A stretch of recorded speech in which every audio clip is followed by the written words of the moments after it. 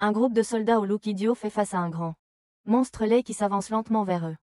En même temps, un guerrier paladin observe le monstre et il raconte à son partenaire la légende selon laquelle Dieu a créé une bande de monstres laids pour détruire le monde. Son partenaire lui demande d'en dire un peu plus et juste à ce moment-là, les soldats lancent une énorme flèche sur le monstre pour l'arrêter.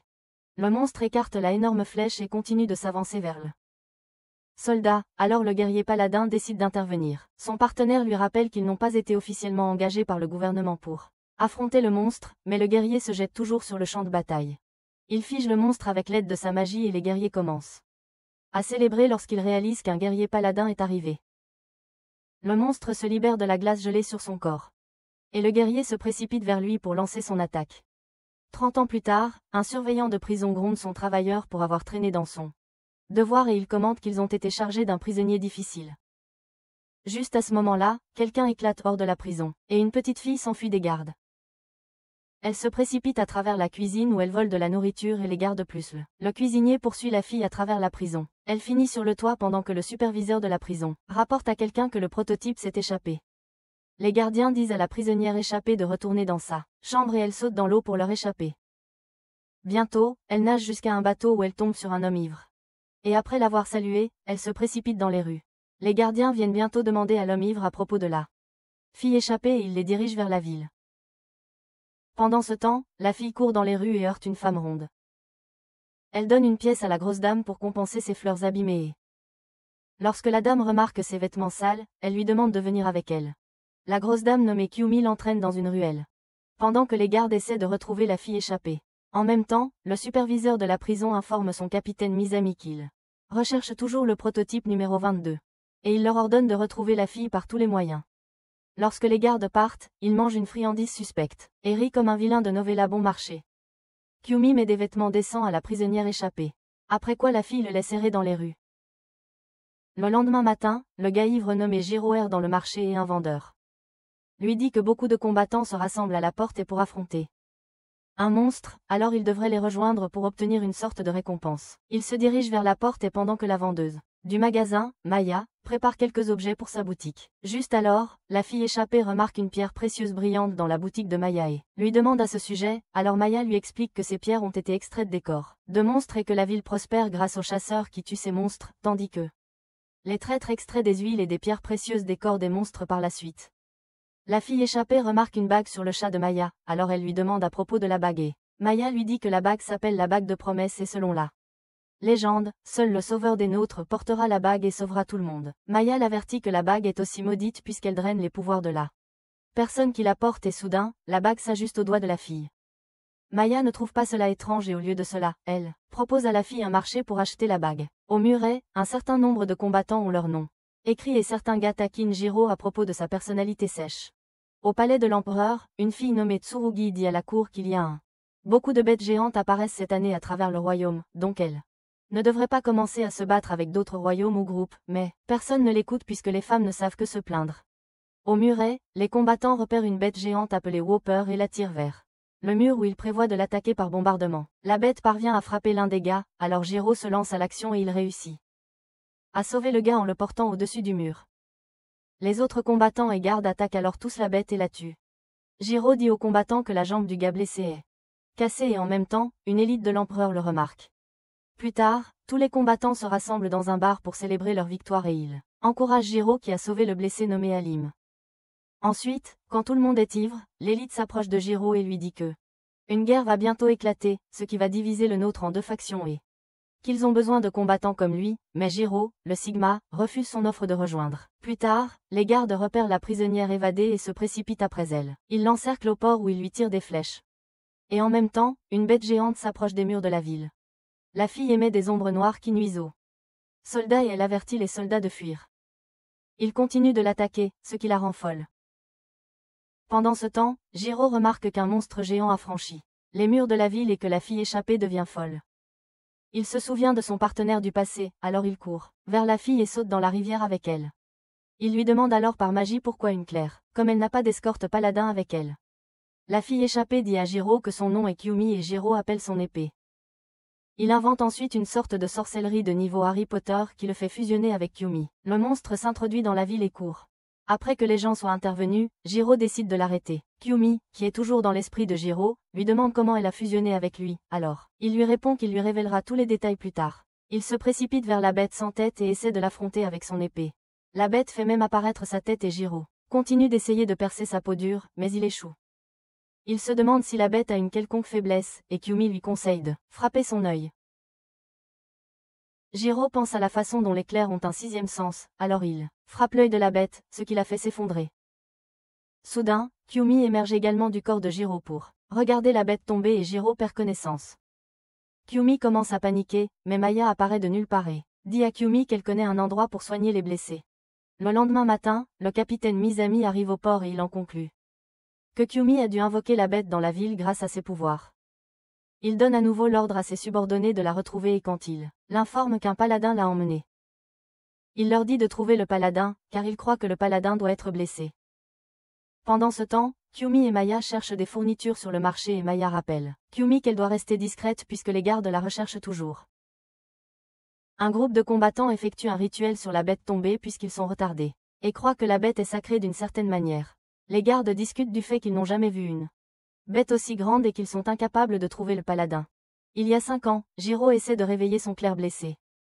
Touka pendant qu'un certain nombre de bêtes rôdent près de lui. Son coéquipier lui dit d'abandonner Touka puisque l'on peut trouver des clercs n'importe où mais il ne la laisse pas partir et bientôt les bêtes hideuses lancent leur attaque. Jiro se réveille dans le présent et il entend Maya dire à Kyumi que Jiro s'est engagé à l'épouser en concluant une alliance avec elle. Jiro se précipite immédiatement pour s'expliquer et il dit à Kyumi que les clercs sont des créatures puissantes dont les pouvoirs peuvent devenir incontrôlables, et que les paladins comme lui-même sont utilisés pour canaliser les pouvoirs des clercs. Il dit à Maya qu'il a dû conclure une alliance avec Kyumi en urgence et il dit aussi à Kyumi de trouver un autre paladin avant de s'éloigner d'eux. La vieille Kyumi discute avec quelqu'un du fait que la grande bête qui est apparue avait un œil assez rare, et que la vieille légende doit refaire surface pendant que lui commande que de telles choses doivent être rapportées à la haute hiérarchie. Maya dit à Kyumi que Jiro a laissé son poignard, ce qui est sûr de faire. Il revient et ils marchent tous les deux vers un pub local où les habitants célèbrent. Après avoir récupéré des gemmes du corps de la bête tombée, Kyumi croise la vieille Kyumi au pub et la vieille Kyumi fait remarquer à Maya que c'est inhabituel de voir des chapeaux comme le sien ici. Soudain, les gardes officiels apparaissent pour chercher Kyumi et les habitants commencent à se disputer avec eux. Kyumi se cache sous la table pour échapper à eux mais les gardes la remarquent et s'approchent d'elle. La vieille Kyumi réalise également que Kyumi est en fait une clerc, alors elle empêche les gardes de s'approcher de Kyumi. Les gardes essaient de la contourner, alors Kyumi se place entre eux pour empêcher une bagarre d'éclater. Juste à ce moment-là, elle touche l'un des gardes qui se transforme soudain en poussière. Maya s'approche de Kyumi par derrière et la frappe violemment avec la lance de Jiro, ce qui la fait tomber inconsciente. Elle offre Kyumi aux gardes, alors les gardes emportent Kyumi et ils prennent même Maya avec eux puisqu'elle était avec Kyumi depuis le début. La vieille Kyumi remarque la lame familière dans la main de Maya, tandis que Jiro réalise également que sa lame est manquante. Les gardes gardent Kyumi et Maya dans un bateau pendant un moment, et Kyumi s'excuse auprès de Maya de l'avoir entraînée avec elle. Juste à ce moment-là, Jiro essaie de rappeler sa lame à lui, ce qui fait que sa lame commence à flotter dans les airs. Mais Maya s'y accroche fermement et ne la lâche pas. Jiro pense que sa lame peut être coincée quelque part. Alors il se précipite vers la cachette de Maya pour la chercher. Il ne la trouve pas là, alors il les cherche toutes les deux dans la ville. Il croise la vieille Kyumi qui lui dit que les filles ont été emmenées par les forces impériales. La vieille Kyumi lui dit alors de manger une étrange baie que mangent les combattants qui portent le pouvoir de recharger leurs forces, ce qui fait que Jiro réalise qu'elle sait qu'il est un paladin. Il mange la baie et Kyumi lui dit que la fille est une clerc créée en laboratoire. Jiro se met alors en route pour retrouver Kyumi. Il atteint le navire des prisonniers et, après avoir forcé un garde à révéler les détails sur les prisonniers capturés, il parvient d'une manière ou d'une autre à rejoindre les filles. Il parvient à les trouver et, après avoir récupéré son poignard sur Maya, ils courent tous dehors. Les gardes se précipitent vers lui pour l'arrêter, alors il attrape les filles et saute dans l'eau. Avec l'aide de sa lame, il nage sous l'eau et, entre-temps, les forces impériales lancent des forces navales pour les trouver. Jiro et la fille trouvent l'un des vaisseaux impériaux et le détournent. Jiro fusionne ensuite à nouveau avec Kyumi pour devenir un rangé. Tous deux attaquent les vaisseaux impériaux pour les couler. Plus tard, Jiro dit aux filles qu'il ne reste avec elles que jusqu'à ce qu'elles arrivent à la prochaine ville. Sur le vaisseau impérial échoué, deux gardes nommés Gun et Kiris discutent du fait que leur carrière est probablement terminée puisqu'ils ont laissé Kyumi s'échapper et ont également fini par détruire le vaisseau. À leur grande surprise, le capitaine Misami leur dit qu'ils vont au laboratoire avec lui plutôt que de courir après Kyumi et de leur donner des ordres. Ils mangent à nouveau la friandise qui ressemble à un bonbon. Jiro et les filles errent dans la forêt à bord de leur vaisseau et Kyumi demande à Jiro, à propos des nuages de pluie, ce qui le fait à nouveau se demander si elle a vraiment été gardée dans le laboratoire. Il tombe sur un profond ravin rempli d'eau à cause de la pluie et Maya dit aux autres qu'ils ne peuvent pas traverser tant qu'il pleut. Ils décident tous d'attendre que la pluie cesse et pendant ce temps, Maya les emmène dans un village voisin car ils n'ont pas de provisions avec eux. Maya raconte alors à une autre créature féline du village leur situation actuelle. Et elle dit aux villageois que Jiro peut les rembourser avec ses compétences s'il leur donne de la nourriture et un endroit pour passer la nuit. Les villageois acceptent et quelques enfants se précipitent vers Kyumi et Jiro. Les enfants commencent à pousser Jiro, alors il leur crie dessus, ce qui les effraie. Kyumi commence à jouer avec eux à la placer. Les enfants lui apprennent à sauter à la corde. Elle a peur de les rejoindre et elle remarque un autre enfant au loin qui ne rejoint pas non plus les autres enfants. Le navire de Misami se dirige vers le laboratoire où les gardes discutent du fait que les bêtes aquatiques n'attaquent pas les humains et ils se demandent pourquoi les bêtes terrestres les attaquent. Ils se demandent aussi pourquoi Misami ne poursuit pas Kyumi. Au village, Jiro demande à Maya quelle est sa relation avec le fellow chat, mais elle refuse de donner des informations. Ils mangent tous la délicieuse nourriture que leur ont donnée les villageois et Jiro se demande s'il devra combattre une bête pour compenser les villageois. Un autre villageois, Deagle, avertit Jiro qu'il ne devrait pas penser à affronter les bêtes, car les bêtes sont récemment devenues très dangereuses. Un garçon du village se précipite vers Deagle et lui demande de le prendre comme apprenti. Alors Deagle accepte à contre-cœur de lui enseigner l'escrime. Kyumi se demande si Jiro est plus fort que Deagle et plus tard, elle croise un enfant du village qui ne s'intègre avec personne. L'enfant du village tombe accidentellement d'un arbre mais l'apprenti nommé Marin arrive et la rattrape.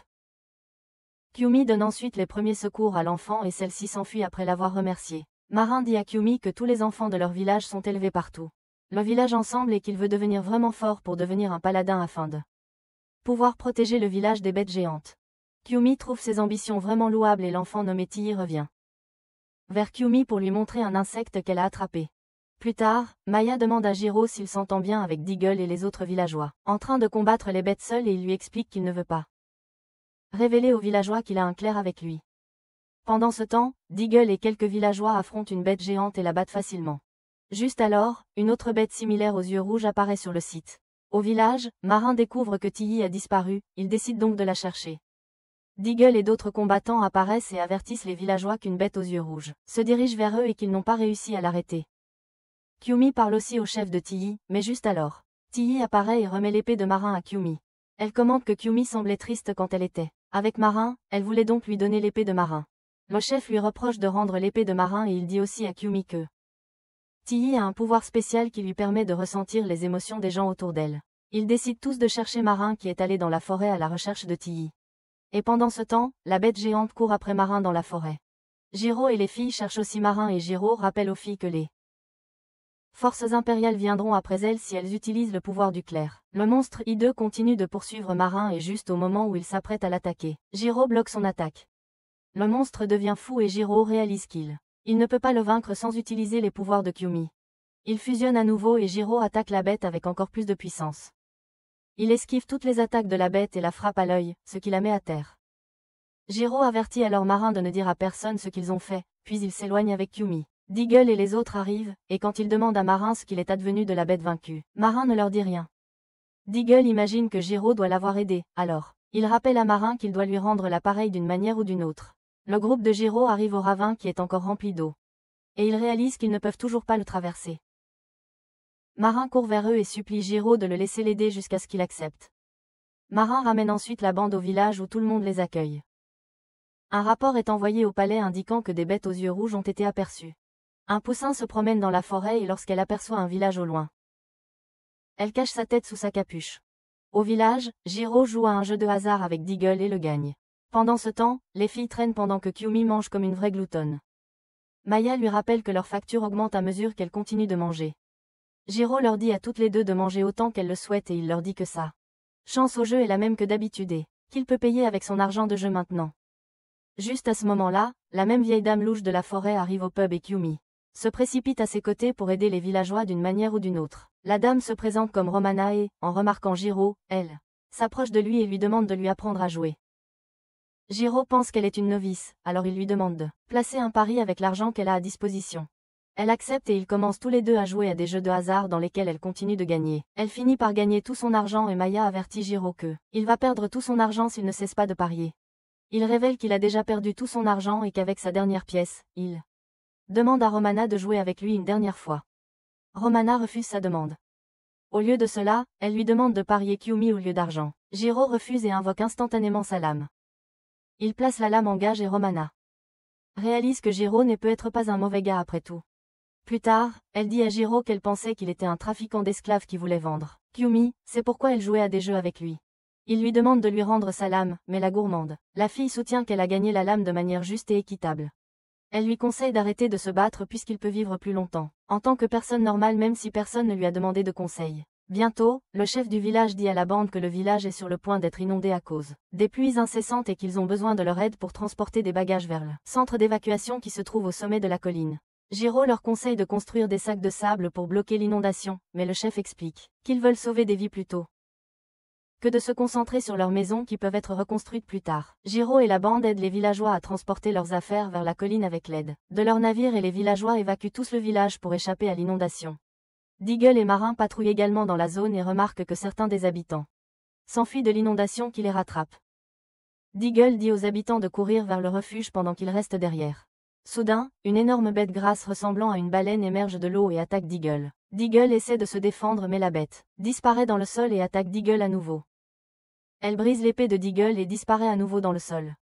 Marin porte Deagle dans le refuge où les autres s'occupent de ses blessures et il raconte à Jiro à propos de la bête qui peut se déplacer dans la boue. Jiro décide de s'attaquer à la bête tout seul et Deagle lui demande de prendre Marin avec lui, car il pense que Marin peut lui être utile. Jiro accepte à contre-cœur et ils commencent tous à partir. Romana rend à Jiro sa lance pour sa petite aventure et lui dit qu'elle ne lui prête sa lance que temporairement. Elle demande à Kumi pourquoi elle va avec Jiro et à la place, elle lui demande de l'aider avec des médicaments. Kumi reste en arrière pendant que Jiro et le groupe partent affronter la vilaine bête. Ils aperçoivent un tourbillon et Jiro plonge sa lame dans le tourbillon jusqu'à ce que la lame touche la bête. Pendant ce temps, Kumi aide Romana et elle dit à Deagle que ses parents sont partis depuis sa naissance.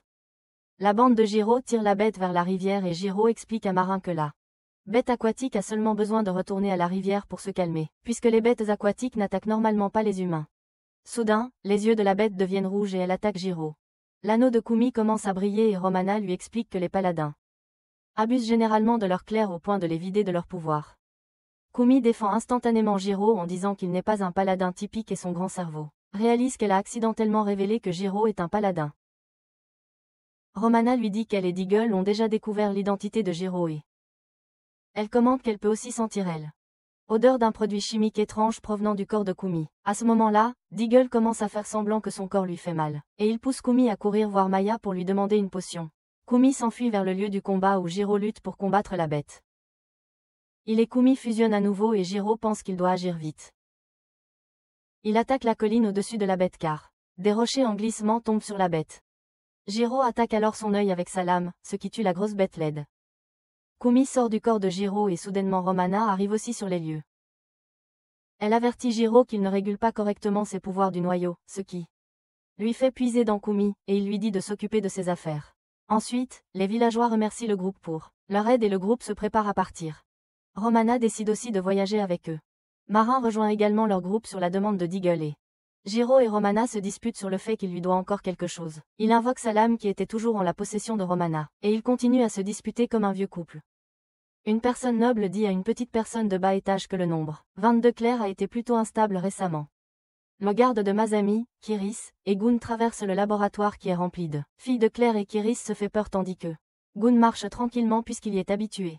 Ils discutent tous les deux de leur enfermement depuis qu'ils ont été réaffectés et Gun taquine Kiris en lui disant qu'il devrait essayer de postuler pour les forces spéciales de Masami afin d'obtenir un salaire plus élevé. Il lui dit ensuite que les forces spéciales de Masami finissent toutes par devenir des drogués qui oublient même leurs femmes et ils continuent tous les deux à discuter. Quel est le but de toutes ces expériences d'éclairs? Kumi raconte à tout le monde comment elle a échappé à la prison, et Romana s'inquiète pour elle comme une petite enfant. Ils discutent du fait que l'anneau de promesse a été créé par un groupe appelé les Forestians qui ont transmis de tels objets à travers leur génération et ils décident d'aller chez les Forestians pour en apprendre davantage sur l'anneau de Kumi. Jiro accepte cela puisqu'il est un paresseux qui n'a rien d'autre à faire et Maya commente qu'ils devront traverser l'océan pour atteindre les Forestians. Le navire croise un ancien combattant nommé Zen qui s'entraînait avec Marin chaque fois qu'il visitait leur village. Zen avertit le groupe qu'il se dirige vers la zone des alpinistes qui pourraient ne pas les laisser passer et il suggère d'écrire une lettre aux alpinistes puisqu'il connaît bien le groupe. Il rédige la lettre pendant que les autres lui racontent comment Jiro a sauvé le village de la bête. Il conseille ensuite à Marin d'écouter Jiro et, après leur avoir donné la lettre, il poursuit son chemin. Le groupe se dirige vers les alpinistes et Jiro dit aux autres qu'il ne va pas quitter le navire à cause d'un incident. Dans le passé, Jiro se bat avec les alpinistes et tabasse leur superviseur. Le groupe atteint la zone des alpinistes et Maya remet la lettre de recommandation au chapeau des alpinistes. Le superviseur des alpinistes lit les noms de tous les membres du groupe et quand il lit Jiro, tous les alpinistes commencent à crier le nom de Jiro comme une bande de groupies. Jiro réalise qu'il ne peut pas rester caché, alors il sort du vaisseau et le superviseur des alpinistes lui demande s'il est vraiment le Jiro avec qui il a combattu dans le passé. Jiro se souvient aussi du passé avec lui et les alpinistes lui permettent de rester dans leur zone grâce à la lettre de Zen, mais Jiro prévient quand même Maya qu'il devrait être prêt à fuir à tout moment.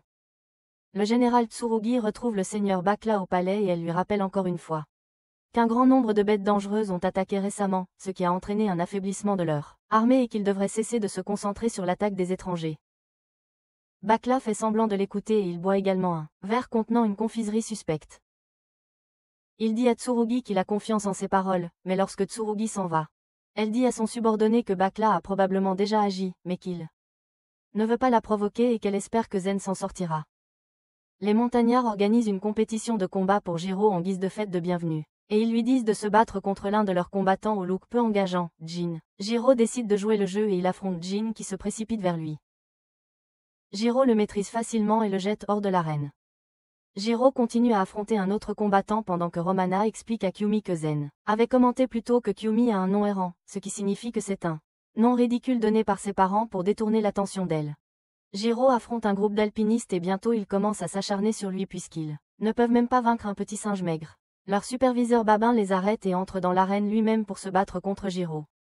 Lui et Jiro se battent l'un contre l'autre et Babin parvient d'une manière ou d'une autre à le renverser, après quoi ils deviennent alliés et toute la bande de vilains montagnards les acclame. Ensuite, ils partagent un festin avec Babin et Babin explique sa science à Jiro que, même s'il a tué ses amis montagnards dans le passé, les montagnards n'ont pas de rancune contre lui parce qu'ils croient que nourrir une vengeance pour quelqu'un est inutile. Quelques femmes montagnardes entourent Jiro et Babin. Lui propose même de choisir n'importe quelle fille qu'il aime. Il lui demande s'il a déjà une compagne. Il désigne les membres de son groupe un par un. Jiro explique que ses compagnons de voyage ne sont que ses camarades, et Babin l'encourage à dormir avec une fille montagnarde pour s'amuser. Une femme montagnarde gronde Babin pour penser comme un pervers, et elle emmène aussi les filles avec elle. Soudain, une bête s'approche de la tanière des montagnards et, selon leur coutume, ils la laissent entrer dans leur camp. Ils commencent même à battre leur tambour bruyamment, et Marin entre dans l'arène pour défier la bête. Il esquive toutes ses attaques, mais lorsqu'il frappe la bête, il brise son épée. Avant que la bête ne puisse l'attaquer, Jin entre et attaque la bête à sa place.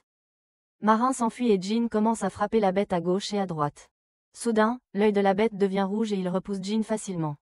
Babin et Jiro se lancent tous les deux à l'action et ils fusionnent avec leur clair pour se transformer en paladin. Babin bloque la bête mais la bête le frappe facilement au sol.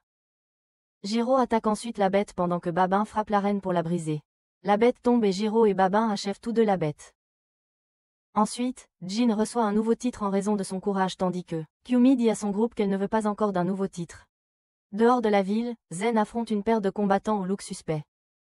Le combattant suspect et son clerc demandent à Zen qui il est, et les deux parties commencent à se battre l'un contre l'autre. Le clerc mentionne qu'elle peut facilement tuer Zen alors.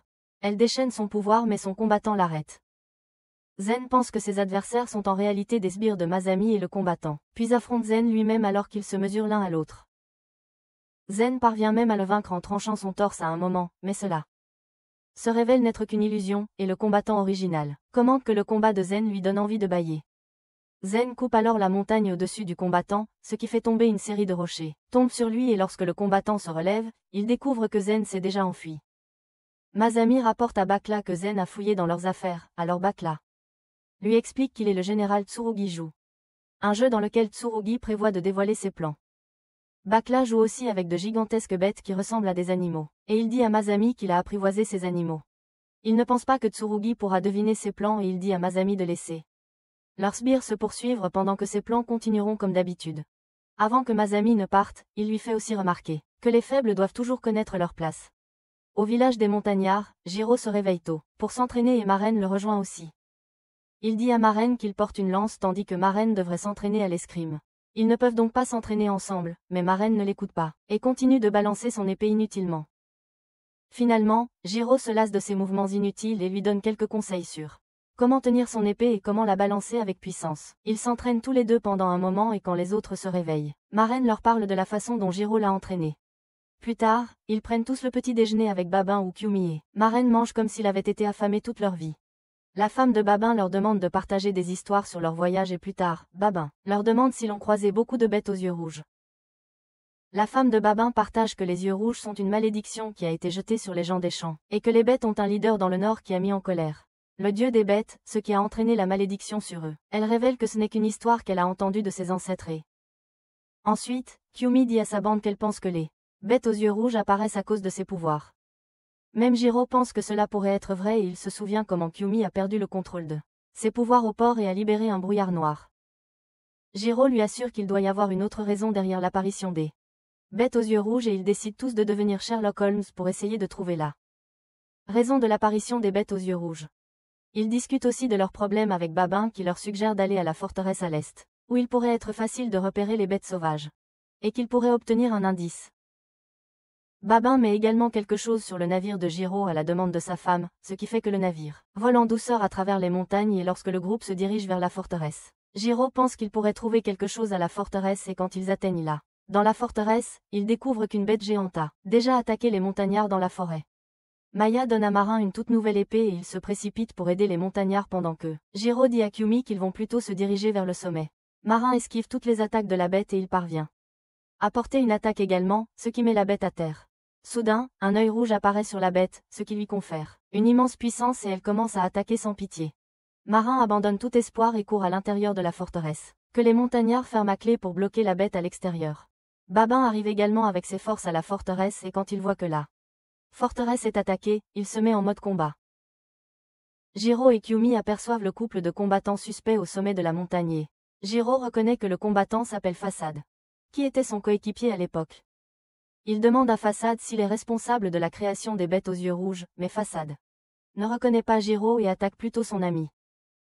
Ils se battent tous les deux et Jiro continue de lui demander pourquoi il fait cela, mais Façade ne répond pas. Finalement, Jiro fusionne à nouveau avec Kyumi et ils s'attaquent mutuellement. Babin se débarrasse de la bête et remarque le combat en cours au sommet. Marin lui demande de l'emmener aussi auprès de Jiro, et ils se dirigent tous vers Jiro. Pendant ce temps, Façade attaque Jiro sans pitié, même sans son clerc, et lorsque Jiro le fait reculer en le faisant voler, le clerc de Façade s'avance vers lui. Le clerc ressemble exactement à Kyumi, et elle lance une attaque de miasma qui rend Jiro impuissant. Jiro commence à perdre de sa force, et Kyumi sort également de lui. Kyumi dit au clerc que tous les deux se ressemblent, alors que le clerc qualifie Kyumi de produit raté. Le clerc commence à perdre le contrôle de ses pouvoirs, et Kyumi l'avertit qu'elle va mourir si elle ne se contrôle pas. Le clerc se fiche qu'elle meurt et juste au moment où elle s'apprête à déchaîner l'enfer. Babin l'attaque. La femme de Babin commente que Façade et son clerc ont elle odeur du nord sur eux et Babin dit à Jiro de s'enfuir. Mia arrive soudainement sur le navire et Jiro et Kyumi s'échappent sur le bateau. Pendant ce temps, Façade et son clerc battent tous les montagnards, y compris Babin pendant que Jiro se demande ce qui est arrivé à Façade. Un groupe de vieilles sorcières au visage répugnant discute du fait qu'elles devraient offrir l'anneau de promesse au dieu des nôtres pour le satisfaire. Romana et Melon discutent pour savoir si le clerc de Façade est en réalité le jumeau de Kyumi et si Jiro agit bizarrement depuis la dernière bataille. Soudain, la foudre frappe le navire à cause de ce qui le fait tomber en panne et s'écraser au sol.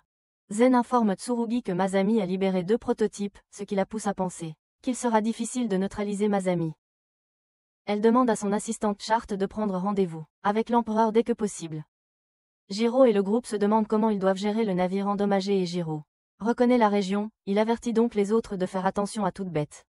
Mia et Merin réparent le vaisseau le lendemain pendant que Romana remarque que Kyumi a l'air assez contrarié à cause de sa dernière rencontre avec le clerc. Après avoir réparé le vaisseau, ils repartent et Mia informe tout le monde qu'ils vont bientôt entrer dans la zone des Ornerians. Jiro commence à agir bizarrement après avoir entendu cela, donc tout le monde pense que Jiro a dû se battre avec les Ornerians auparavant. Jiro refuse de révéler quoi que ce soit, donc Romana suppose que Jiro doit avoir une petite amie parmi les Ornerians dont il ne veut pas parler. Ils atteignent les Ornerians où Jiro sort pour rencontrer un vieil homme et il s'excuse de ne pas être venu le voir plus tôt. L'homme âgé s'avère être le père de Jiro, à la surprise de tous. Et le chien de Jiro, Tsuyukuza, aboie menaçamment à Kyumi. Ensuite, ils s'assoient tous avec le père de Jiro, Goza, et il donne un bol d'eau à Jiro qui contient quelques pétales. Jiro se remémore un souvenir de son passé et il boit dans le bol comme on lui a appris. Il dit aussi aux autres de suivre l'étiquette appropriée et après que tout le monde a bu dans le bol, Goza leur dit qu'ils partagent tous un lien commun maintenant. Jiro laisse le groupe se reposer pendant que Goza demande à Kyumi si elle est mariée à Jiro puisqu'elle est sa claire. Kyumi lui parle de la façon dont elle a connu Jiro et Goza raconte à tout le monde que il est en fait le beau-père de Jiro puisque Jiro était marié à sa fille Tukaki. Était son ancienne claire et qu'il ne pouvait probablement pas venir avant à cause de la malédiction de Barrymont. Il explique que la malédiction de Barrymont frappe un paladin lorsque le paladin perd ses souvenirs après la mort de son claire et il dit à Kyumi d'aller voir Jiro qui est probablement allé visiter la tombe de Tuka. Pendant ce temps, Jiro visite la tombe de Tuka et se rappelle la première fois qu'il a rencontré Tuka. Dans le passé, Jiro se bat avec une bête semblable à un ours qui faillit le renverser mais, tout à coup, quelqu'un lance un couteau sur la bête. Jiro défait alors la bête et retrouve avec Tuka qui a en fait lancé le couteau. Tuka lui montre ses dessins de différentes bêtes et lui conseille même comment utiliser correctement sa lance. Jiro lui demande alors de voyager avec lui afin qu'ils puissent tous deux abattre des bêtes ensemble. Elle accepte et elle pose même une condition selon laquelle aucun d'eux ne doit mourir pendant leur voyage. Dans le présent, Kyumi rejoint Jiro pour rendre hommage à Tuka et pendant ce temps, Tsurugi retrouve l'empereur. Elle dit à l'empereur que Bakla a ordonné à ses subordonnés de tuer les alpinistes et que son acolyte Masami devient fou. L'empereur dit à tout le monde de s'en aller et quand ils sont laissés seuls, il l'affiche d'une manière ou d'une autre avec un pouvoir. Il lui dit d'oublier Bakla et qu'elle devrait trouver l'anneau promis, qui est porté par quelqu'un qui voyage avec son vieil ami.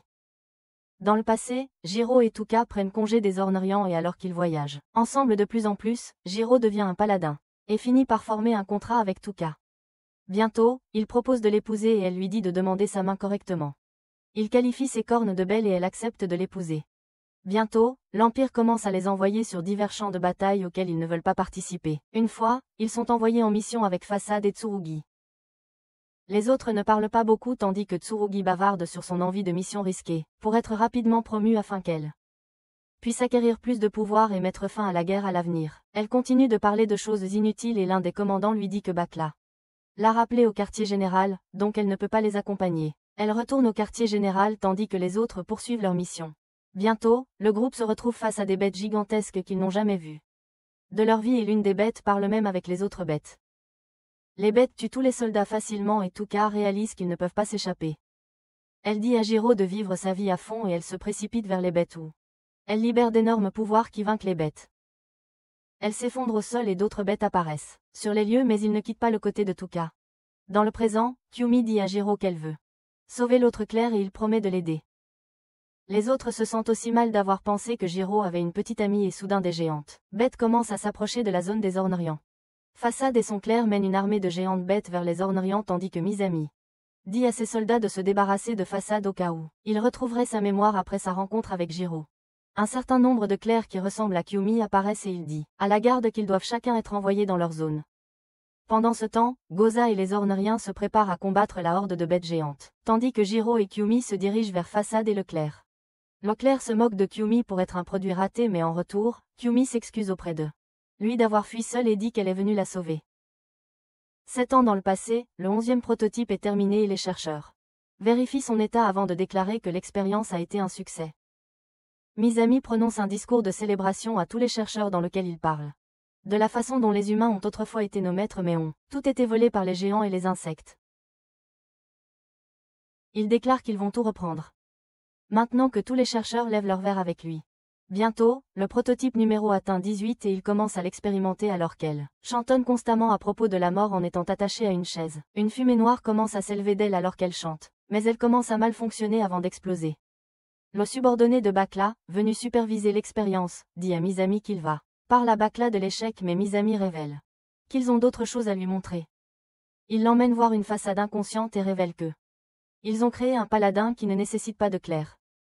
Il demande au subordonné d'écrire un rapport favorable à Bakla mais le subordonné le fait taire en répondant qu'il ne rapporte que la vérité. Un autre chercheur nommé Zeke incinère le corps du prototype 18 tout en remettant en question ses propres actions. Après un moment, Kyumi est enfin créée et bientôt elle est aussi attachée à la chaise.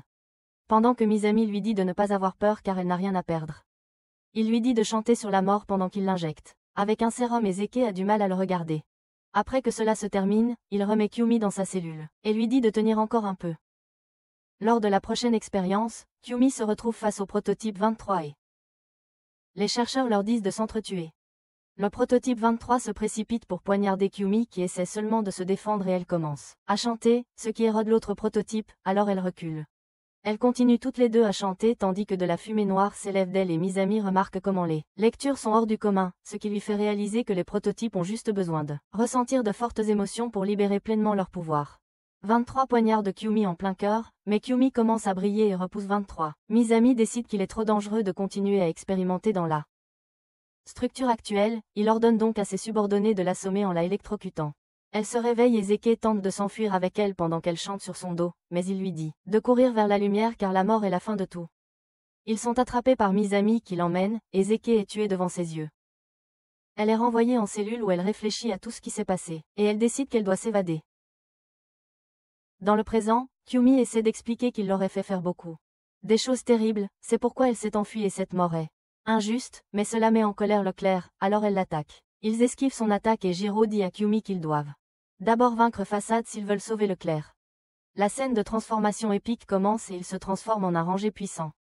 Après la fusion, Kyumi dit à Jiro que Facade dégage l'odeur d'une bête géante et Facade commence à attaquer Jiro. De l'autre côté, Bakla est convoqué par l'empereur qui dit que Bakla ne le considère que comme un empereur peu fiable. Bakla essaie de le flatter, mais cela ne fonctionne pas et il se demande ce que Bakla a fait ces derniers temps. Bakla affirme qu'il chassera les barbares en utilisant un paladin qui ne nécessite pas de clerc et révèle également que le paladin a déjà été envoyé visiter chaque région une par une. Il explique en outre qu'ils peuvent obtenir un tribut des barbares après les avoir épargnés, ce qui montrera à tous à quel point l'empereur est sage et audacieux. Il lui rappelle que les barbares pourraient s'unir si le paladin est révélé comme étant le leur, mais Bakla lui assure qu'une telle chose ne se produira pas. De retour sur les terres des Ornorians, Goza et les autres finissent les géants lorsque Zen arrive également et ils se saluent avant de regarder vers l'endroit où Jiro se bat contre Facade.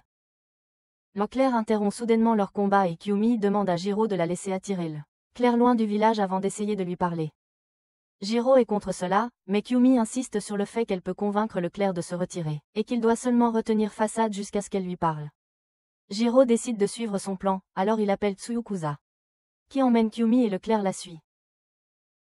Zen et les autres arrivent à proximité sur un bateau et remarquent que Jiro se bat contre Facade seul, ce qui leur fait réaliser que Kyumi a dû attirer Leclerc loin.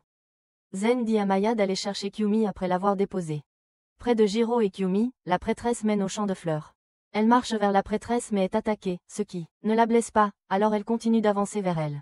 Elle ne s'arrête pas malgré les attaques incessantes de la prêtresse et elle soudainement l'enlace, lui montrant ainsi tous les souvenirs de Kyumi. Jiro continue de se battre contre Facade, qui utilise son illusion. Mais Jiro la prévoit, et Zen aussi pose sa épée sur Facade. La prêtresse tombe à genoux, les yeux pleins de larmes après avoir vu à quoi ressemble le monde extérieur. Et les autres arrivent aussi. Kyumi court vers eux et la prêtresse essaie de s'y rendre mais est arrêtée. En raison d'une barrière mentale dans laquelle Masami fait son bavardage habituel, elle commence à briller et Kyumi dit aux autres de s'enfuir. Tandis qu'elle court elle-même vers Leclerc pour la calmer. Elle essaie de la calmer mais Leclerc explose et Facade s'échappe de l'autre côté après avoir remarqué que toutes les clés sont en place. L'anneau de Kyumi s'agrandit soudainement et entoure l'explosion, avec une cage qui se contracte pour arrêter l'explosion. Leclerc dit à Kyumi qu'elles ne sont pas les mêmes et s'éteint après avoir dit à Kyumi de continuer à vivre. Kyumi fait un rêve dans lequel tous les clercs la blâment de les avoir laissés et abandonnés. Les soins pendant que Jiro s'occupe d'elle pendant qu'elle est inconsciente. Kyumi se réveille pour trouver Romana à ses côtés et Romana lui donne une potion amère à boire pour la guérir. Romana lui dit que Jiro s'est occupé d'elle sans relâche, c'est pourquoi il est en train de dormir maintenant et quand Kyumi commence à demander des nouvelles de tout le monde, d'autres, Romana la rassure en lui disant que tout le monde va bien. Kyumi dit à Romana de ne pas blâmer Jiro et elle se rendort ensuite. Romana se souvient que, il y a 3 ans, elle soignait des soldats de guerre dans une zone de conflit et comment chaque jour des soldats continuaient de mourir autour d'elle. Une fois, un soldat est entré avec un clerc et lui a demandé de lui donner des médicaments, mais, lorsqu'elle lui argue pour qu'il traite d'abord le clerc, il lui dit qu'il peut en trouver d'autres à tout moment. Elle essaie encore d'empêcher le clerc de partir avec le soldat, mais le soldat la repousse violemment et le clerc s'en va aussi avec lui. Plus tard, lorsque Romana sort dehors, elle voit des soldats tomber partout et elle court vers le corps du clerc tombé. Elle se demande où est son paladin, mais juste Après, elle remarque que le clerc est en réalité mort. Dans le présent, elle pense au lien entre Jiro et Kyumi et décide d'avoir un peu de foi en Jiro. Marin et Suyakusa courent aux côtés de Kyumi quand ils apprennent qu'elle s'est réveillée et même Jiro se réveille. Ils lui donnent de la nourriture pour les malades pour satisfaire sa faim pendant qu'elle continue à regarder la viande frite que le reste de ses amis mangent. Après qu'ils aient mangé, Jiro pense qu'il est préférable que Kyumi explique ce qu'elle a vécu dans le laboratoire, alors Kyumi révèle tous les détails croustillants sur son passé. Selon elle, elle s'est réveillée dans un réservoir d'eau pour la première fois, après quoi on lui a demandé de tuer d'autres prototypes encore et encore, et elle a été forcée de prendre des drogues jour après jour. Jiro explique à tout le monde que le gouvernement expérimente sur des clercs. Une instrumentalisation dans laquelle il prévoit de créer des clercs qui n'ont pas peur de la mort et peuvent agir comme des kamikazes à tout moment, comme une arme de destruction. Kyumi dit à tout le monde qu'elle a échappé lorsqu'elle a été transférée à la prison du port et qu'elle voulait que les autres filles découvrent aussi le monde extérieur, mais à la fin, elle n'a même pas pu sauver le clerc de façade. Jiro lui conseille d'avoir confiance en elle-même puisqu'elle a fait ce qu'il fallait et il annonce qu'il va sauver les amis de Kyumi du laboratoire. Juste à ce moment-là, les Ornerians arrivent à leur porte et Goza leur dit qu'ils ne peuvent pas permettre à Kyumi de quitter le village car elle est trop dangereuse. Tous les amis de Maya ont une conférence à table ronde. Ils discutent de savoir si leur plan a été découvert. Maya dit à ses amis que les Orneriens ne laissent pas Kyumi partir et ils discutent que le groupe de Kyumi doit atteindre le village Sécurian ensuite. Deux des créatures de Maya changent de place et elles disent au chat que Maya doit acheter des herbes que Romana lui a envoyé acheter à l'origine. Jiro et la bande sont mis en prison sordide pendant que Masami reçoit la dernière mise à jour au sujet de Kyumi et il réalise que son produit raté s'est finalement avéré utile après tout. Romana s'évade de la prison et juste au moment où ils s'enfuient tous, Goza apparaît et leur dit qu'une telle arme de guerre ne peut pas exister. Le groupe se prépare à l'affronter, mais Zen apparaît aussi de nulle part et avertit les deux parties qu'il ne peut permettre qu'une guerre éclate. Il leur dit qu'il prévoit de supprimer le concept de clercs armés de zéro. Et qu'il tuera tous les villageois et le groupe de Jiro pour empêcher toute fuite d'informations. Kyumi commence à émettre une brume noire dans la panique et Jiro lui dit de se calmer, car ces mots magiques fonctionnent toujours sur les femmes. Romana se met entre Zen et Jiro et elle dit à Zen que son plan ne fonctionnera pas. Puisque leur secret sur les clercs va fuiter, à cause de Maya qui est déjà en dehors du village. Zen réalise son erreur et il renonce à tuer tout le monde. Puisqu'il ne voulait pas être un méchant en premier lieu. Ils s'asseyent tous ensuite pour discuter de ce qu'ils peuvent faire face à toute cette situation et Jiro décide de demander aux Orneriens de garder les clercs secrets. Il décide qu'il devrait attaquer le laboratoire de Masami et qu'il devrait aussi informer les autres tribus qu'il prévoit de cacher l'existence de clercs armés pour empêcher la diffusion d'informations. Goza envoie le message aux autres tribus par l'intermédiaire de Tsuyukusa et bientôt le groupe de Jiro part des Orneriens vers leur prochaine destination. Tsurugi arrive avec ses forces au village Sécurian et il l'accueille. À l'intérieur grâce à un pacte entre le village et l'Empire. Sur le bateau de Jiro, Kyumi pense à comment elle n'a pas peur de faire face à son passé pendant que les autres se regroupent pour lui faire un cadeau. Jiro lui dit qu'elle a pris position pour tous les autres prototypes et qu'en raison de son courage et de sa bravoure, son nom devrait être changé. De Kyumi le 22e à Kyumi la fleur épanouie. Kyumi commence à pleurer en entendant cela et elle remercie tout le monde pour leur soutien. Le garde de Bakla lui rapporte qu'un prototype a réussi à renverser une montagne. Et ils discutent tous les deux du fait que Masami est un gars astucieux qui doit terminer ses recherches avant qu'il puisse se débarrasser de lui. Bakla semble également penser qu'il va devoir faire un mouvement d'abord avant que Masami ne puisse agir contre lui. Un colis du laboratoire est livré au château et Bakla commente que la livraison contient un pion. Certaines forces impériales discutent du fait qu'il y a peu de paladins ces jours-ci pour les envoyer dans les zones de guerre et ils décident de commander quelques clercs supplémentaires en première ligne. Le groupe de Jiro atteint le laboratoire souterrain où Kyumi était à l'origine retenu, et Jiro annonce le plan de neutraliser tous les prototypes afin qu'ils puissent annuler leur lavage de cerveau plus tard une fois qu'ils se seront tous échappés. Pyrrhus et Gun, les deux personnes les plus inutiles au monde, observent les environs du laboratoire juste au moment où Jiro s'approche du laboratoire dans son état de paladin. Il déclenche l'alarme d'avertissement et Masami se rend compte que Kyumi, le prototype numéro 22, lui revient. Il décide de donner à l'un des prototypes une drogue pour la remplir de rage, mais Façade intervient et dit à Masami qu'il s'occupera lui-même de Jiro. Masami accepte son plan, mais il pense qu'il est aussi temps de se débarrasser de Façade. Les gardes font face à Jiro, qui les avertit qu'ils ne peuvent pas le battre puisqu'il est un paladin, mais ils ne l'écoutent pas et lui tirent dessus. Il les bat en une seconde, et Kiris et Gun se rendent également facilement à lui. Jiro entre dans le laboratoire pendant que Kiris et Gun prennent la fuite. Jiro se retrouve alors face à face avec son meilleur ami de toujours, Façade, qui l'attaque instantanément. Lui et Jiro lui crient de se souvenir de son passé. Façade montre qu'il n'a pas besoin de compter sur le pouvoir des clercs puisqu'il possède ses propres pouvoirs et, juste au moment où il tente de l'attaquer furtivement, Kyumi le prévient que Fasad l'attaquera par la droite. Jiro bloque son attaque et parvient à enfoncer une gemme dans sa poitrine, qui se brisait. Soudain, Fasad se remémore un souvenir de son passé. Il devient étourdi et avertit Jiro de rester à distance de lui alors qu'il s'éloigne pitoyablement. Masami vient le chercher et, lorsqu'il exige que Masami lui rende ses souvenirs, l'œil de Masami devient rouge comme une bête. Il étrangle Fasad et le jette au sol où il s'évanouit. Masami dit alors à ses sbires de s'en débarrasser et il s'éloigne. La bande de Jiro fait irruption dans la pièce où se trouvaient les prototypes, mais ils ne trouvent personne. Soudain, un prototype apparaît pour les attaquer, mais Jiro la met immédiatement hors de combat et Romana et Maya emportent le prototype. Le groupe atteint une autre pièce où ils tombent sur un tas de prototypes et juste au moment où ils pensent qu'ils ne pourront jamais vaincre autant de clairs, soudain les clairs s'effondrent un par un.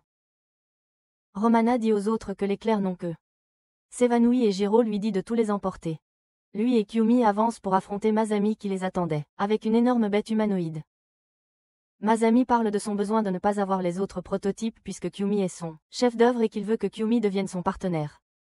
Il décide alors de partager la véritable histoire de notre espèce avec eux. Pendant ce temps, le laboratoire commence à trembler juste au moment où Marin sort les prototypes un par un.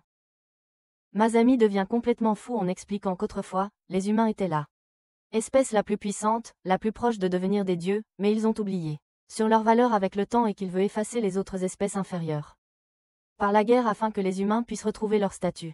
Il veut que Kyumi efface toutes les espèces avec lui, et après avoir fini de parler, il révèle qu'il n'est pas seulement un scientifique sans pouvoir, mais qu'il possède tous les pouvoirs en lui.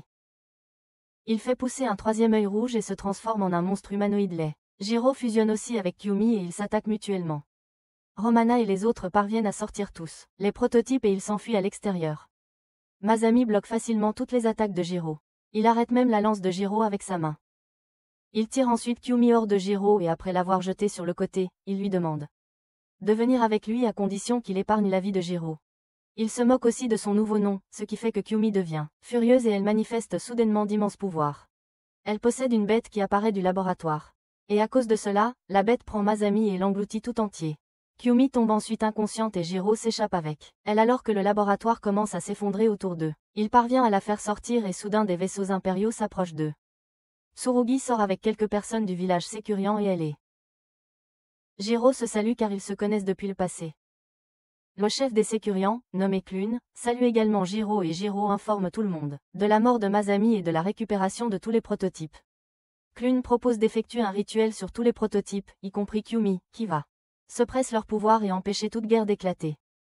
Tsurugi explique que la bande de Jiro sera déclarée morte pour empêcher toute nouvelle de se répandre et ils sont tous d'accord. Soudain, du sang commence à sortir de Kyumi et il se précipite à ses côtés pour l'aider. Clune soigne Kyumi avec la médecine de son peuple pendant que Tsurugi explique à Jiro que la durée de vie de Kyumi touche à sa fin puisqu'elle est une cléricale armée qui n'était pas censée avoir une longue durée de vie et qu'il ne lui reste que quelques mois à vivre. Jiro s'effondre après avoir entendu cela et il se plaint de la façon dont Kyumi est encore une enfant qui apprend à vivre. Jiro s'entraîne à ses compétences avec la lance sur un arbre car elle ne semble pas fonctionner sur quoi que ce soit d'autre et remarque que Kyumi l'observe. Elle le remercie pour tout ce qu'il a fait pour elle et il lui dit qu'il devrait être celui qui la remercie de l'avoir libérée de la malédiction. Elle lui demande ce qu'il prévoit de faire après que tout soit terminé et il révèle qu'il des plans pour faire payer Tsurugi une grosse récompense pour son travail grâce auquel il remboursera sa dette à Ramana. Elle lui demande ce qu'il lui cache et fait remarquer que sa maladie doit être vraiment grave, mais il lui dit qu'elle est encore en train de se rétablir. Elle révèle que Marin lui a déjà tout dit et demande à Jiro de lui donner les détails. Il lui raconte tout, mais elle le prend calmement et dit qu'elle a beaucoup apprécié de choses grâce à lui. Ils atteignent le village Sékirian où ils rencontrent Kaomiyo et un Clune qui leur dit que le dernier visiteur qu'ils ont eu était il y a 200 ans. Ils le suivent jusqu'à une tour et les villageois s'enfuient après que Kyumi leur ait fait signe. Il leur dit qu'ils n'ont jamais vu d'étrangers, c'est pourquoi ils sont si méfiants et révèle qu'ils ne sont pas attaqués par des bêtes géantes. Il les conduit à leur chambre où Ramana remarque que Kyumi ne porte pas sa bague. Alors elle lui demande à son sujet et Kyumi révèle que Tsurugi l'a empruntée pendant un certain temps. Tsurugi apporte la bague à Clune pour inspection, qui lui assure que c'est la bague de promesse. Elle lui dit que la bague a sauvé la vie de Kyumi plusieurs fois et il réalise que le jour du jugement doit approcher, c'est pourquoi l'Empire agit également de manière étrange.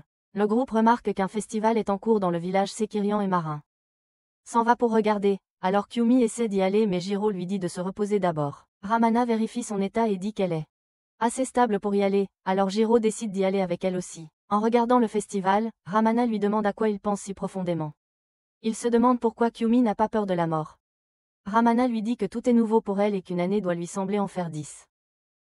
Kyumi court vers Jiro tout excité mais s'effondre presque dans ses bras, alors il l'emmène pour se reposer et lui fait un petit sermon pour avoir exagéré. Elle se réveille après un moment et Ramana lui dit que Clune voulait lui parler du rituel. Il se demande où Jiro et Maya sont allés. Marin part à la recherche de Maya et les filles vont voir Clune qui leur montre une carte marquée avec tous les endroits où les bêtes aux yeux rouges sont apparues. Il les emmène sous terre dans une pièce spéciale. Kyumi remarque les pods dans lesquels elle a été gardée auparavant. Il lui dit que l'Empire a volé ses pods chez eux et qu'ils utilisent ces pods pour se reproduire. Il dit qu'il est aussi né dans un pod et voit Kyumi comme l'une des leurs, ce qui rend Kyumi heureuse que quelqu'un pense à elle comme à de la famille.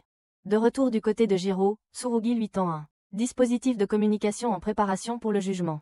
Plus tard, tout le monde se rassemble pour le rituel et Kyumi entre dans la pièce comme une mariée où Clune annonce le début du rituel de bénédiction.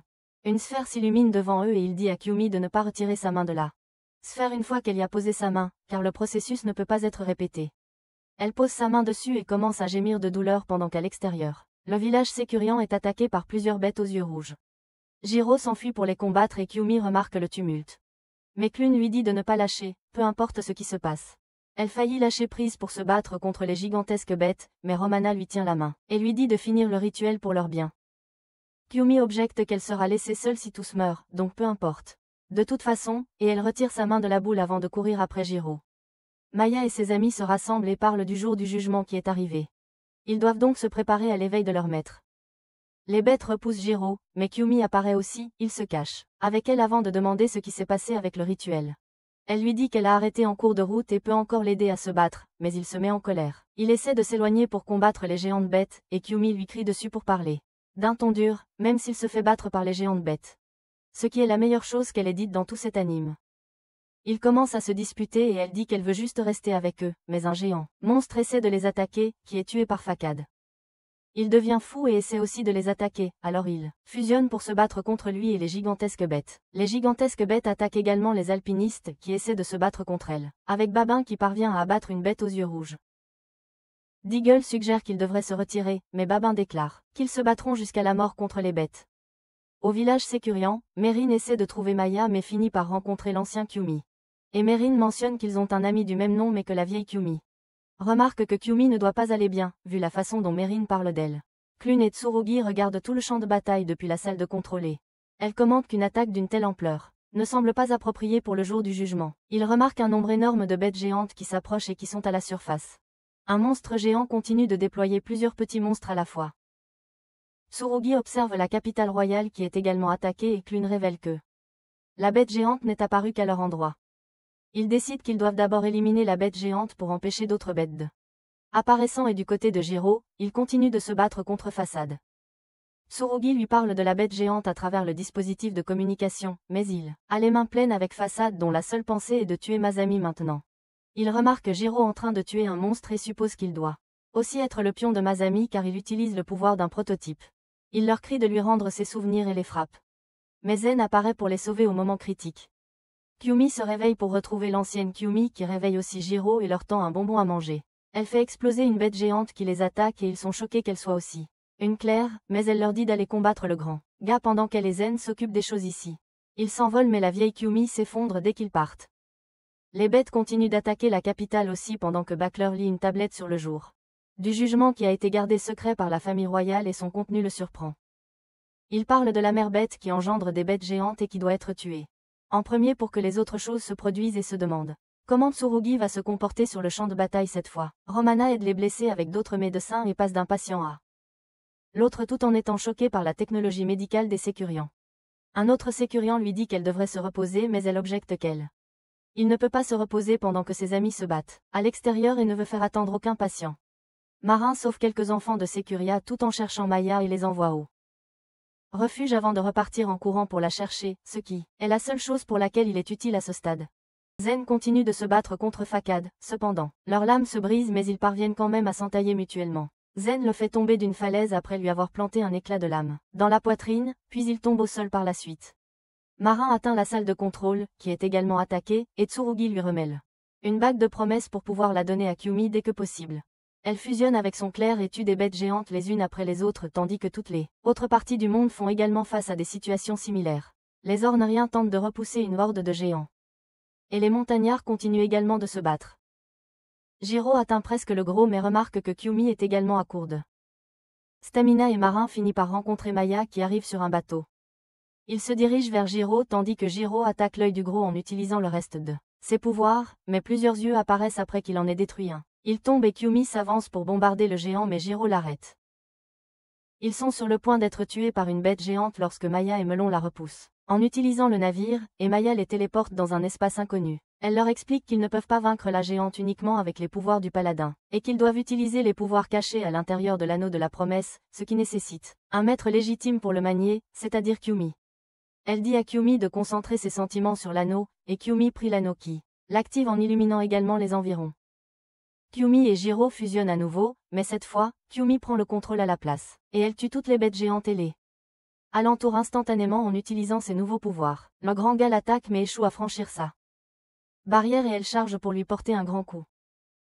Elle a du mal à tenir bon mais réussit à repousser le géant, ce qui tue aussi toutes les bêtes aux yeux rouges chez nous. Jiro se sépare enfin d'elle et la bataille prend enfin fin alors que Marin est choqué par la nouvelle apparence de Maya. Toutes les tribus célèbrent leur survie mais soudain un grand bloc métallique apparaît dans le ciel et la carte de Clune s'illumine alors qu'il déclare l'arrivée du moment final. C'est tout pour aujourd'hui, mes chers hommes de culture. Aimez et abonnez-vous à la chaîne pour plus de résumés riches en intrigues.